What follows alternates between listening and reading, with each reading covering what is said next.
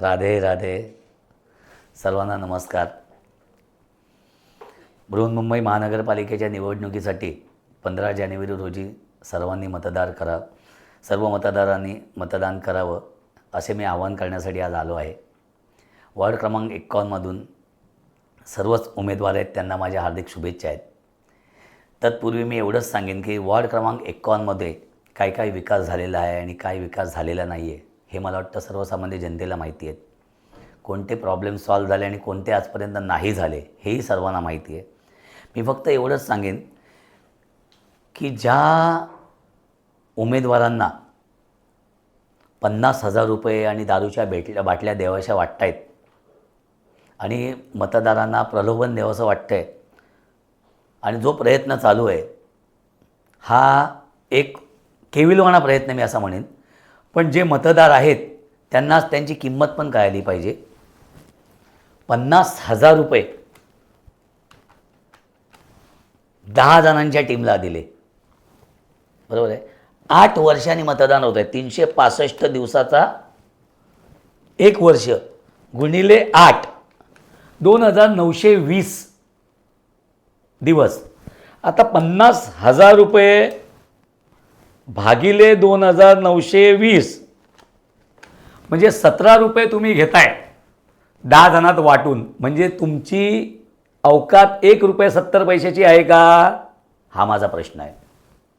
आणि हा 1 रुपये 70 पैसे घेऊन आम्ही वॉर्डची वाट लावणार आहोत का, हा माझा प्रश्न आहे.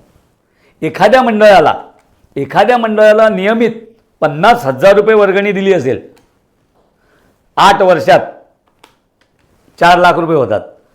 4 लाख रुपये भागिले 2920 म्हणजे 136 रुपये पकडायचे का एका मंडळाला रोजचे.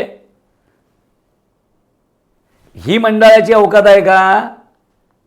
या 136 रुपये घेऊन आम्ही आमच्या वॉर्डचं वाटोळं करतोय का. 20-20 कोटी रुपयाचे भ्रष्टाचार करून 136 रुपये घेणार. किती दिवस एप्रिल फुल होणार. जोशाने निघा, या भ्रष्टाचार रूपी कंसाला मात करा, याचा नायनाट करा आणि या भ्रष्टाचाराला इथून काढून टाका. हे आव्हान करायला संदीप जाधव आलेला आहे.